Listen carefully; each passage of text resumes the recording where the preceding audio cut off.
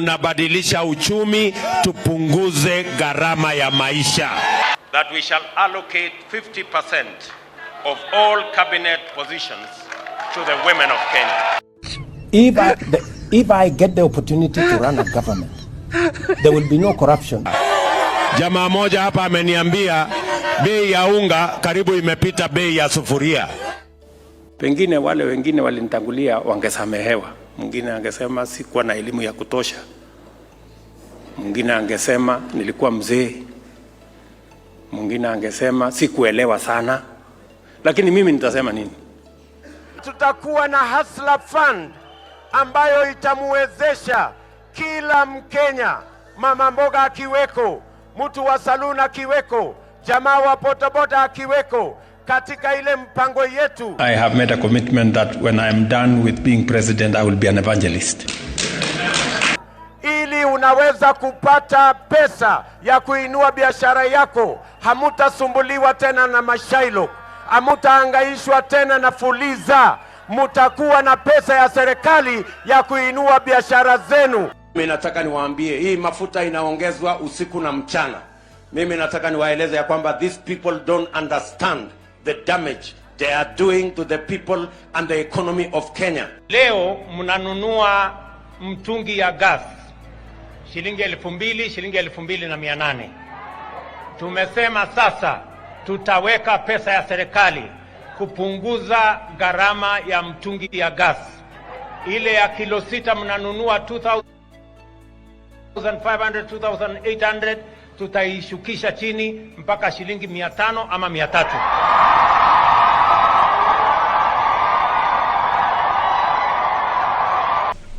I think the first thing that we need to do is to look at the taxes, because 50% almost of the cost of fuel in Kenya is taxes.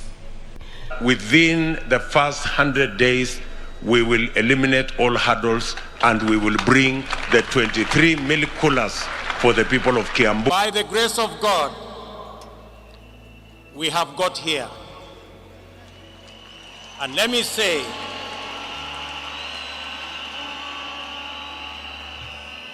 that standing here today is testimony that there is a God in heaven. Na tutahakikisha ya kwamba bei ya gas itapungua, kwa sababu tutaondoa pia ile kodi yote ambayo imewekwa kwa mambo ya gas, so that we can make sure that every household in the Republic of Kenya have access to gas for cooking, and we can eliminate the use of wood fuel. Wacha gas. Ile tunapunguza kati ya shilingi 300 na 500 ni mtungi yenyewe. Ndio sasa uongeze gas ndani yake. When I came into office, I told everybody, tighten up your belts. I am not going to preside over a bankrupt country. I am not going to preside over a country that is in debt distress. We're going to increase the VAT by 8% for 2 reasons. Mm-hmm. Number one, because having differential rates, one at 8%, others at 16%, poses a problem, an integrity problem. Our taxes are way below those of our peers, you know, and I'm not comparing ourselves with OECD countries. You know, countries like France are at 45%. You know, others are higher. Hospitali zingine, kwanza moja ilikuwa kwetu huko Eldoret. Hospitali ilikuwa na madaktari wachache na accountants wengi, kwa sababu kazi yao ilikuwa ni kuibia NHIF. Unakuta ati kwa hiyo hospitali ilikuwa hapo wamefanya surgery ya mguu ya mtu mmoja mara 10. Wanadai tumekata mguu ya huyu, tunawalipa. Wanaleta tena ingine, tumekata mguu ya huyu fulani, mpaka ukabuliza, unajiuliza huyu mtu kwani alikuwa na miguu ngapi? Sasa kwa sababu sasa mambo itakuwa biometric. Tukishakata mguu yako moja, ukirudi tena tutajua wewe mguu yako ilishakwenda. But I must be thoroughly clear to you. When police arrest somebody, there is a constitutional timeline which they are allowed by the law to hold that person. 24 hours. That does not amount to an abduction. 24 hours. In my opinion. A case in point is what has just been said here about what happened earlier today. And you guys clearly said in this conference that was an abduction. I mean, it's just clear now that it is not an abduction. Huyo apigwe risasi miguu, aende hospitali, akienda kotini. Peaceful protesters were attacked by criminals, including a clear example of the one I have explained to you, that they overpowered the police, took the gun from the police, and started shooting innocent people. Mara ilikuwa hasla, wengine wakaniita survivor, mukasongesha Takayo, ndio hiyo mmefika Kasongo. Asanteni sana kwa kutukaribisha hapa kanisani kwenu. Hapa kanisani tumehubiriwa neno la Mungu na tumepata baraka nyingi na tumepata mwelekeo mkubwa. Mimi nataka niwashukuru sana watu wa Gashororo na watu wa Juja kwa kuwa washirika wetu. Nawashukuru tena kwa sababu tulisimama na nyinyi, mukatupatia kura zenu 2013 na 2017. Ndio hiyo kazi yote tumefanya hapa Kiambu imefanyika. Lakini si mnajua tarehe 9 mwezi wa 8 tuko na nafasi nyingine ya kuunda serikali. Nauliza nyinyi watu wa Gashororo, tarehe 9 mwezi wa 8 mumejipanga ama mnangojea kupangwa? Mumejipanga? Mumejipanga? Mumekataa kupangwa? Mutajipanga wenyewe? Mimi nataka niwaambie mambo matatu. Kwanza, tumesema kama Kenya Kwanza tunaanza kwa kubadilisha uchumi wa Kenya. Wale wenzetu wale tunashindana na wao wanasema wanakuja kubadilisha katiba, wajiongezee vyeo, wajiongezee mamlaka. Sisi tumewaambia wangoje kwanza tubadilishe uchumi, wananchi wafaidike. Na tumesema mambo matatu. Ya kwanza, tunabadilisha uchumi, tupunguze gharama ya maisha. Tunaelewana?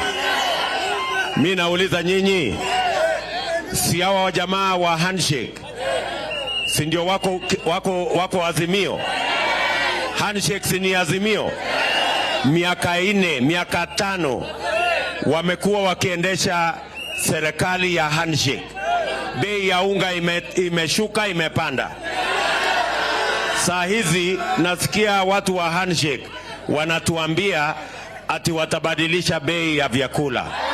Wamengojea nini miaka 4? Wananchi wamehangaika. Saa hizi kabla ya uchaguzi wanasema watapunguza gharama ya maisha.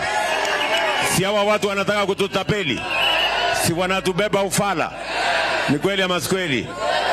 Sisi tumesema bei ya unga kabla ya handshake ilikuwa shilingi 90. Bei ya unga saa hizi imefika 200 ikienda mbele. Jamaa moja hapa ameniambia bei ya unga karibu imepita bei ya sufuria. 50% of the 50 billion hustler fund shall be ring-fenced towards women-owned enterprises. That we shall allocate 50% of all cabinet positions to the women of Kenya. The face of this election is a woman. She is called Mama Mboga. Not Mama Moja. Mama Mboga. This election is about the economy. The face of this election is defined by Mama Mboga. And this election, Kenya Kwanza, is the place for the women of Kenya. Kama wewe hauna mpango, sisi kama Kenya Kwanza tuko na mpango ya hawa vijana graduate. Wengi wao hata wameacha ajira, wameenda kujiajiri. What do you propose to do with that? Because there's also, a current subsidy in place for that. What do you think is the solution to the rising cost of fuel, which, as you know, drives the cost of a number of other products? I think the first thing that we need to do is to look at the taxes, because 50% almost of the cost of fuel in Kenya is taxes. I think it's time, as a country, we looked at, I think there are 15 different taxes on fuel. And I think it's time we relooked at how else do we raise revenue. Which taxes would you be proposing to remove from fuel, the cost of fuel? I think majority of the taxes that are in that bracket, I think there are almost 15 different taxes that are there. I do not have the specifics, but those 15, I think we need to interrogate these 15 different taxes. Which ones can we put aside so that, like other countries, we can limit the taxation on fuel? Take, for example, let me ask. Yeah. Yes. Okay. Take, for example, VAT. Correct. I think we need to rethink taxation, VAT taxation on fuel. That was the latest inclusion of taxes on fuel, and I think it was very controversial. Yeah, Honorable Ruto, VAT on petroleum products was indeed controversial. Let me take you back to 2013 when VAT was imposed on this as a condition by IMF. At the time, then Majority Leader Aden Duale said, and I quote, "The 181 members have been convinced by our party leader and our deputy party leader on the rationale of 8% VAT on petroleum products." He went on to say, 181 is a very big number, and we will convince our members from the NASA side. So you, at this point in the year 2015, I believe, when this was passed, were pushing for 8% to be added on VAT. Today, you are saying you want to abolish VAT on petroleum products. Why should Kenyans believe you today? Why wouldn't they? I mean, we live in a dynamic country, and it's only fools who don't change their mind. If you are in a situation where the price of fuel has gone to 160, I mean, it's time to think. I mean, when this VAT was imposed, then the price of fuel was under 100. Honorable Ruto, when the VAT was imposed, it was at the time a condition by IMF when we were seeking a precautionary facility. Today we find ourselves in the exact same position with a third tranche of an IMF facility, and once again they are calling for the same issue that we are facing with VAT then is the same one we are facing now. And at the point, IMF has in fact said that we do not need to be removing taxes on petroleum products. So with an IMF facility already in place, are you then saying you are going to go back to the IMF and renegotiate the terms of that loan that is already in place regarding IMF VAT on fuel products? What's wrong with negotiating with IMF? I think any reasonable government, looking at the situation where we are, looking at the cost of living, and how many Kenyans are every day sinking below the poverty line, I think it takes a courageous government to sit down with our development partners, and they are fairly reasonable people, and have a discussion. And I think they are, if not 8%, we need to renegotiate on some of the items that are outstanding. And apart from looking at that, there are other instruments that we can deploy. For example, we have the fuel subsidy fund, we need to think about how that fund is being used, how we are deploying it. Are we deploying it correctly? Is it giving us value? And what changes can be made? We need an open and frank conversation with our development partners who support us. And to the best of my knowledge, they are not unreasonable. They are reasonable people, and they can entertain a conversation on negotiating some of the terms that have been offered to us. Pengine wale wengine walinitangulia wangesamehewa. Mwingine angesema sikuwa na elimu ya kutosha. Mwingine angesema nilikuwa mzee. Mwingine angesema sikuelewa sana. Lakini mimi nitasema nini? I have no reason. Niko na experience ya kutosha. Nimekuwa mjumbe miaka 15. Nimekuwa naibu wa rais miaka 10. Sio experience inatosha? Mimi sio mzee sana. Si mimi ni kijana, mimi naelewa kufanya maneno. Ama namna gani? Mimi nimesoma ya kutosha. Hatujawahi kuwa na daktari ambaye ni rais wa nchi. Mimi, si ndio?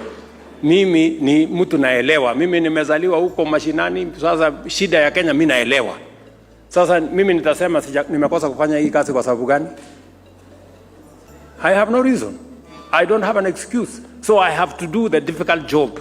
Hii kazi yote ambayo mimi nafanya, kazi ngumu, ni kwa sababu there has never been an opportunity for a person with the experience I have, with the education I have, with the knowledge I have in Kenya. So I must do it. I must do all the difficult things that must be done in this country. Ama namna gani, my friends? Yes. So others could have had excuses. I don't have. And that is why I have taken on all the difficult assignments, because there comes a time in a nation when we have to do what we must do to transform and change our nation. Ni mnanielewa? So I have combined all my predecessors, you know. I have the courage of Jomo. I have the understanding of Moi. I have the education of Kibaki. And I have the plan we shared with Uhuru Kenyatta. I have no excuse than to do everything that needs to be done in this nation, from transforming our agriculture, stabilizing our economy, transforming our health provision, transforming our infrastructure development. That is the assignment that I have, and I must do it. Tunaelewana jameni? Mimi naomba mniombe na mnisaidie. Hii Kenya tubadilishe. Haiwezi kubadilika kwa njia nyingine. Hii Kenya lazima tuibadilishe na mpango. Ndio unaona wengine wanajaribu kunipigia makelele, lakini makelele hiyo I don't have time for that. Tupange nchi, Kenya isonge mbele. I know that you have a serious grounding as a Christian, because I remember when I came to see you and you prayed for the food in Kinyangole, and when I asked you why are you praying using a language I can't understand, you say that is how you were taught when you were young. On Tuesday, the people of Kenya will prevail over the deep state. The people of Kenya will prevail over the system, and we are going to have a nation that leaves no Kenyan behind. I want to tell you, the great people of Kenya, I want to tell you, the people of Nairobi, they said this was a constitutional moment. We told them no, this is an economic moment. They told us it is about changing the constitution. We told them no, it is about changing the economy. They told us it is about sharing positions.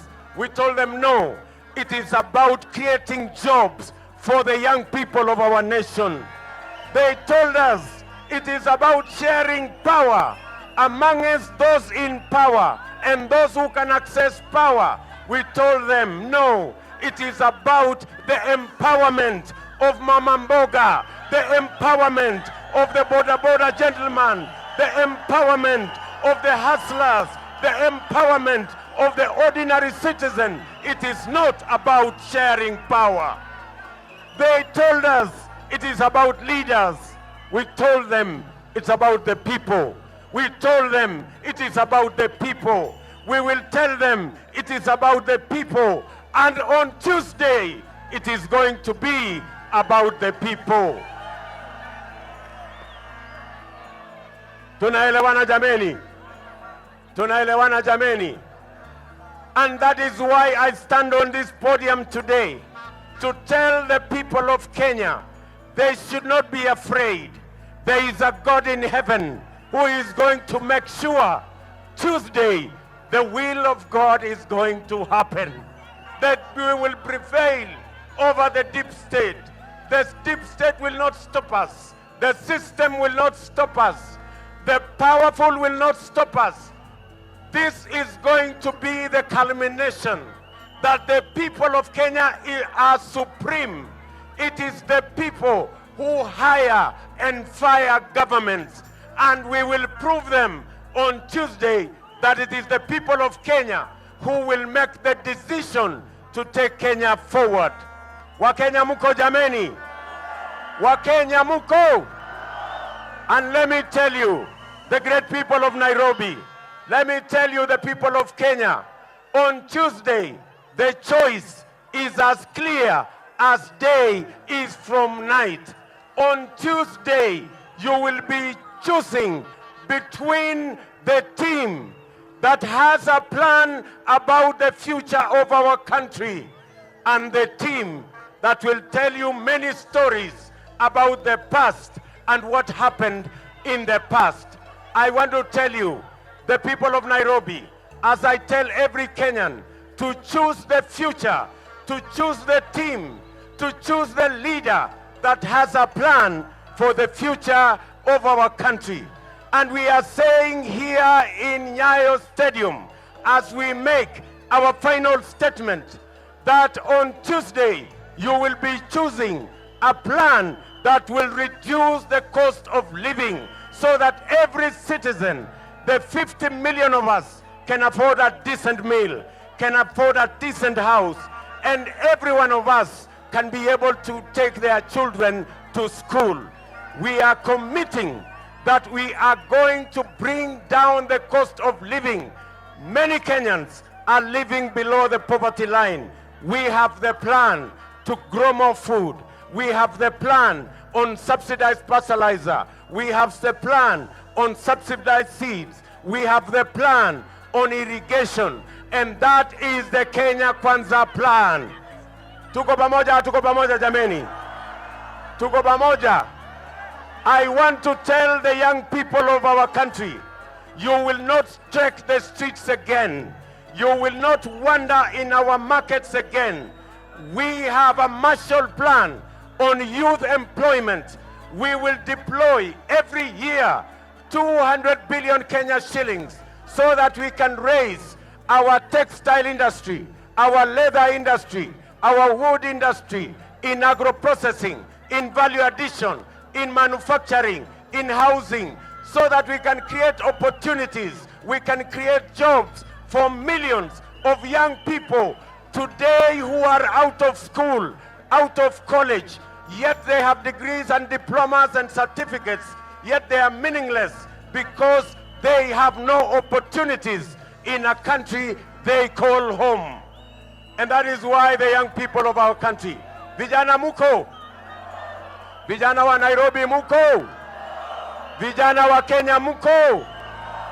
Mimi nataka niwaambie vijana wa Kenya, makinikeni, kwa sababu unaenda kupiga kura tarehe 9 mwezi wa 8, Jumanne ijayo. Usipige kura kiholela, makinika, piga kura mahali kuna mpango ya wewe kuwa na ajira, ujisimamie, usimamie familia yako na ujenge taifa lako la Kenya, kijana wa taifa letu la Kenya. Vijana muko? Hebu nione vijana wa Kenya ambao wanasema tuko. Na waambia ndugu zetu wa Kenya, tumekubaliana ya kwamba pesa ambayo haitakuwa na riba, pesa ambayo hautaitishwa security, wewe bora wewe ni mwanachama wa sako, bora wewe ni mwanachama wa kikundi, bora wewe ni mwanachama wa cooperative, utapata pesa ya serikali bilioni 50 ambayo tutatumia kuinua biashara ya kila Mkenya ili tuweze kufukuza umaskini pale mashinani katika mpango yetu ya bottom up. Bottom up. Bottom. Hebu nione wangwana wa bottom up. Tumekubaliana, tuko pamoja. Pia tunawaambia hamutauza mali yenu tena kwenda kulipa gharama ya hospitali. Tumekubaliana tutakuwa na bima ya afya ambayo itajumuisha Wakenya wote, na kila Mkenya ataweza kwenda hospitali atibiwe na aende nyumbani bila ya kuulizwa pesa yoyote, kwa sababu gharama ya hospitali italipwa na bima ya afya ambayo itasimamiwa na serikali ya Kenya na kujumuisha Wakenya wote katika taifa letu la Kenya. Wakenya mko? Tunaelewana? And we want to promise you, the great people of Kenya, that your money will not get lost, that your money will not be stolen, that corruption will not eat your future, that corruption will not destroy your plans. We are the only team that has a plan on fighting corruption. We are the only team that can dare fight state capture. Our competitors are rhetorical about the fight against corruption. In fact, the handshake problem, the problem with the handshake is that it created a system that enabled state capture, that made it possible and easy for corruption to thrive in our country. A system that has caused those in the executive and those in the opposition to work together against the people of Kenya. And that is why money that was meant for sick people in COVID was stolen at KEMSA by the collusion of those in government and those in the opposition. And they told us that they were going to investigate in 21 days and people will be put behind bars and they will be made to answer. Today, it is 3 years since the money in KEMSA was stolen. I want to ask my worthy competitor, your fellows, your friends, your acquaintances, family members, your compatriots, as are the people who stole money in KEMSA. You cannot give us a lecture on matters corruption until you tell us when the people in KEMSA will be taken to court. Let me tell you, we will not have a system where the leader of the opposition runs a laundry to clean people who have stolen from counties and have stolen from the people of Kenya. We will have a system that makes sure that we run an accountable system.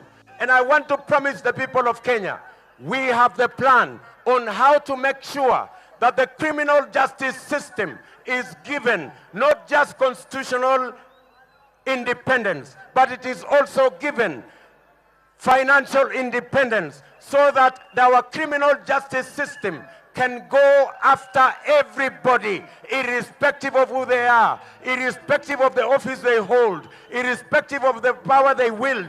And every Kenyan will make sure that their citizens and their resources are safe.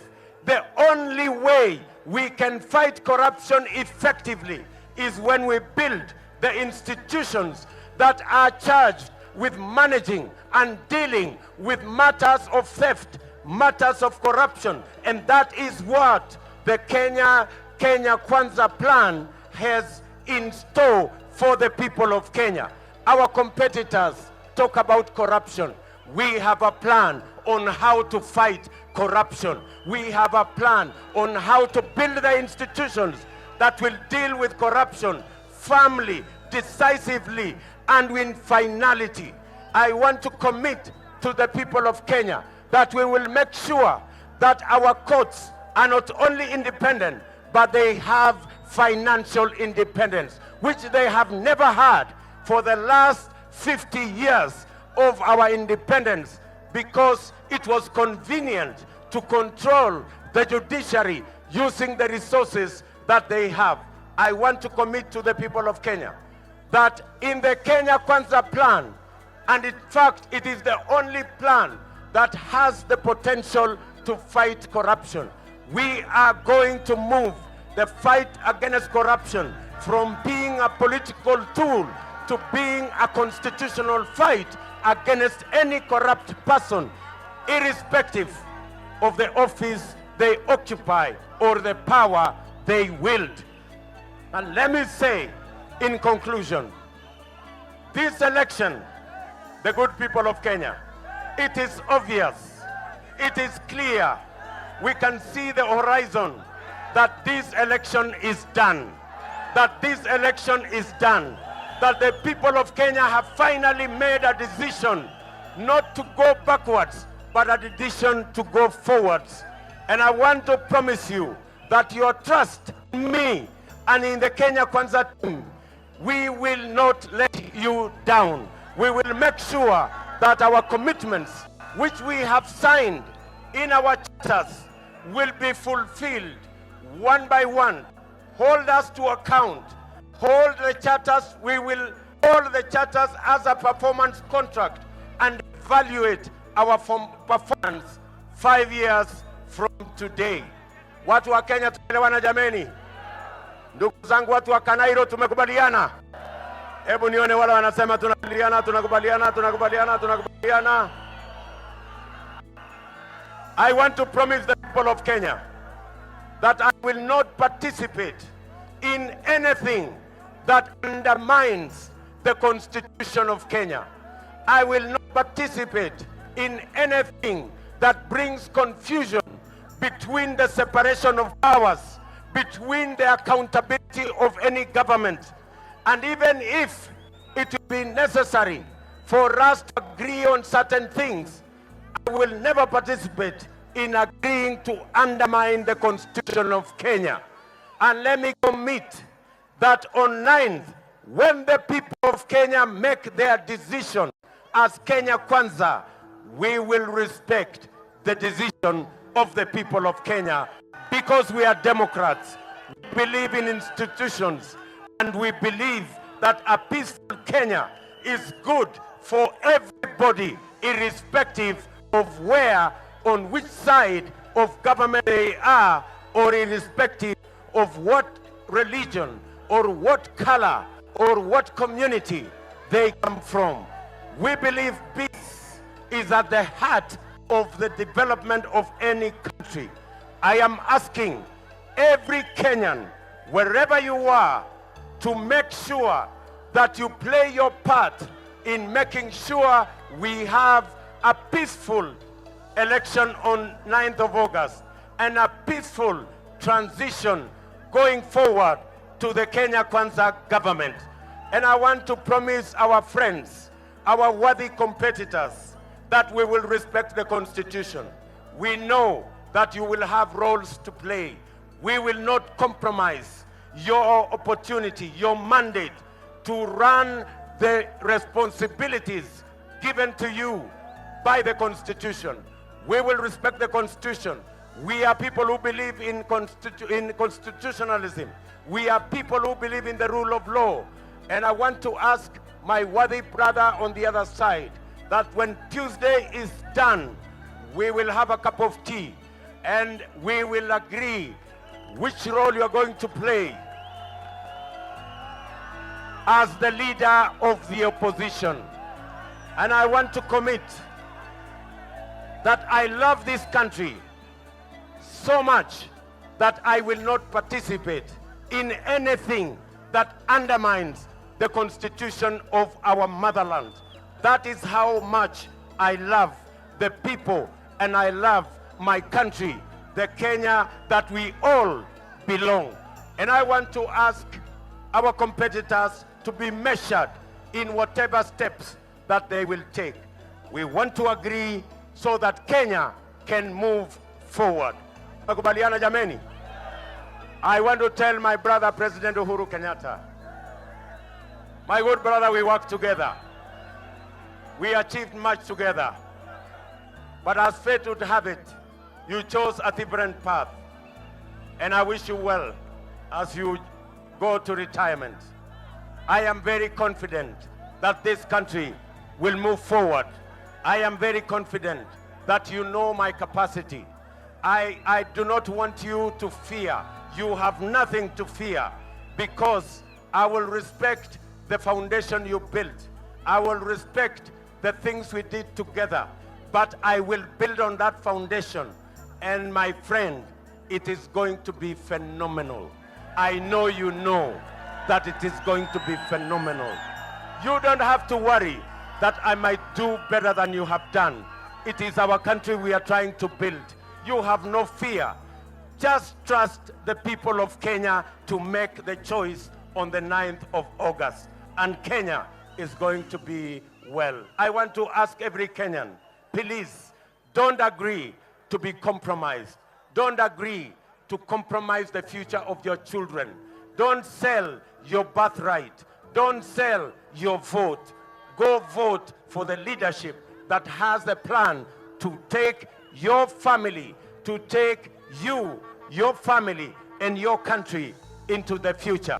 And Mama Margaret Kenyatta, Madam Chief Justice and President of the Supreme Court, ministers present,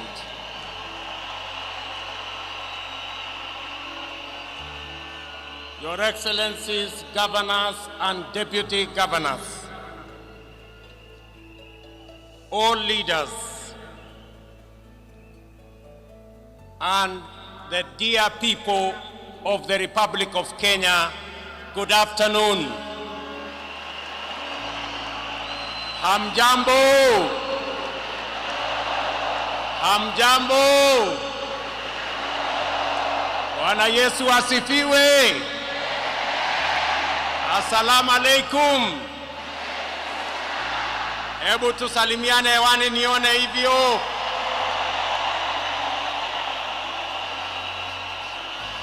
Asanteni sana. This moment is a moment like no other. By the grace of God, we have got here. And let me say,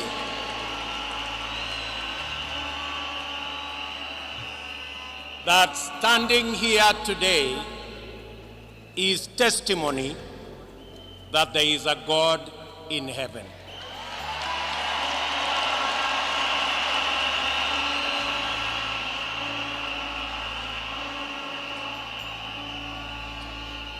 And today, I want to thank God because a village boy has become the president of Kenya.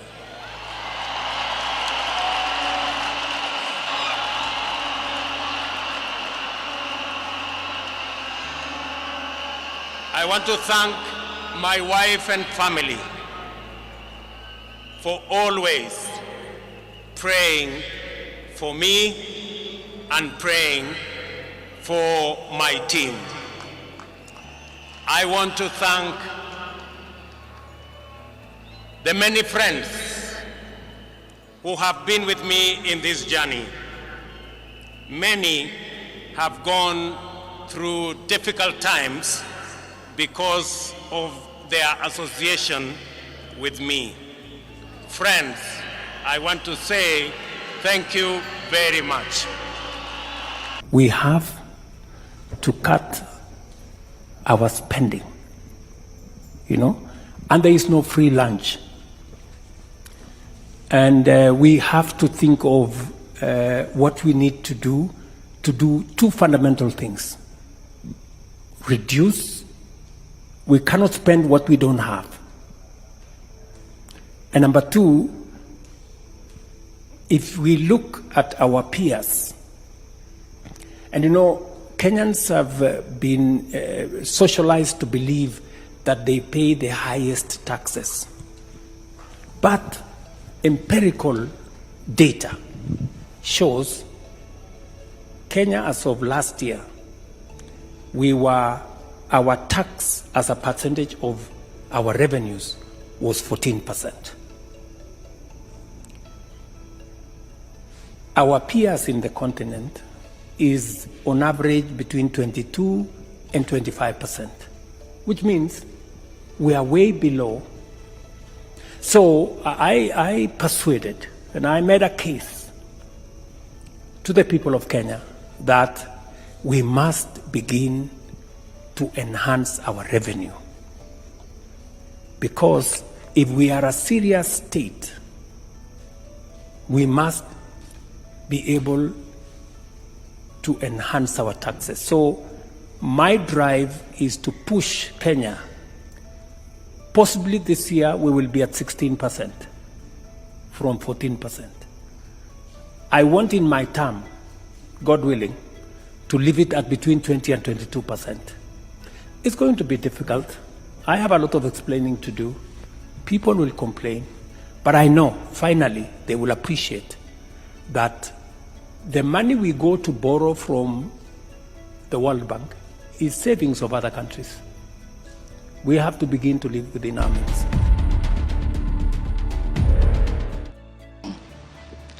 Number one, because having differential rates, one at 8%, others at 16%, poses a problem, an integrity problem.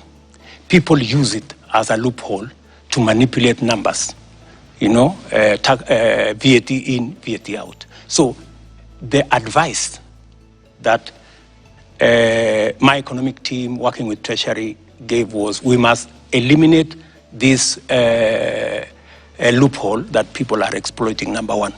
Number two, this 8% that we are adding is going to give us about 50 billion shillings. Mm-hmm. It will begin to deal with the problem of roads across the country. Okay. But what have I done to balance it out? Because I made a commitment that we need to relook, right? I have removed on the same fuel, as we add 8%, I have removed road 3.5% road development levy from fuel. I have removed 2% of IDF on the same fuel. And to balance it out, because it is the same Kenyan who is going to pay from their pocket, I have removed VAT 8% on gas. And I have removed other taxes that I'm going to explain to you, about 14 other taxes that I have removed to try and even so that we have a balanced budget. Latif, as I have told you, we must operate within the parameters of the rule of law. And I agree with you. The police must never act outside the framework of the rule of law. They must do that which only the Constitution and the law allows them to do. And it is very clear that any operation of the police outside the parameters of the law, the police will be held to account. Whether it is holding citizens beyond the stipulated time, this is an arrest. And the police have come forward to say, this is the situation, we have arrested this person, and it is just good for us to all of us follow the law. And I agree with you, the police must act within the law. But let me ask you one question also, Latif. I have never, in this conversation, which is now 20 minutes in, are you guys bothered about the fact that parliament was banned? Are you guys concerned that millions of businesses of Kenyans, hardworking Kenyans, were destroyed? How do you feel? But it all happened. How do you feel? It all happened under your watch, Mr. President. No, but this is at the end of the day. This is why we are saying you sought to keep us safe. We must be even. You know, we must be even. The police have a difficult job. They have to make sure the peaceful demonstrators are protected, but they also must make sure that the criminals, and when you say criminals, you know, when I said the other day criminals, many people took offense that I was calling the demonstrators criminals. That's not. Families of the dead, Your Excellency, that is not. That's a lot of offense. Family of Rex. Rex was killed in a week when the protesters were very peaceful. The first week of these protests were peaceful. We saw protesters carrying placards and water bottles. Rex was killed on his way out of work. Let me. How do you feel? I mean, let me tell you when they hear you say criminals. I mean, are you telling me Rex is the one who banned Parliament? But Rex died without breaking anything. No, I'm just telling you. He died. You know, there are criminals who infiltrated and caused mayhem, and in fact, some of the criminals are actually harmed. They actually harmed the peaceful protesters. Many of the peaceful protesters, they lost phones. They were attacked. In fact, some of the peaceful protesters were attacked by criminals, including a clear example of the one I have explained to you, that they overpowered the police, took the gun from the police, and started shooting innocent people. So we must deal with this situation globally. Mr. President, I feel for Rex and the mother. This should not happen to any child in Kenya, especially when they are engaged in a peaceful demonstration. Mr. President, the concern I've heard from the young people, because I've been speaking to a lot of them, and they said they haven't heard you in the two statements. Actually, there are more now because you have spoken in other settings apart from the two addresses you gave. They haven't heard you address them. They haven't heard you talk to these parents. They haven't heard you acknowledge that there were people who were shot by police in circumstances that did not warrant that. Are you saying you haven't seen anything that bothers you about how police responded to these protests? I am very, and I have, and in my first statement, I clearly said that innocent lives were lost. In my second statement, I said the same. There were innocent lives lost. But also equally, as a person who is responsible, I must think about those who are suffering because they were innocent, but I'm also mwezi wa 6 hiyo mtungi itatoka shilingi 2,800 mpaka shilingi 500 ama 300. Kama tungepitisha hii jambo kwa supplementary budget June ingewezekana, lakini tulijaribu kuisukuma kwa supplementary budget ikawa haiwezekani kwa sababu ilikuwa inatubidi tubadilishe sheria fulani.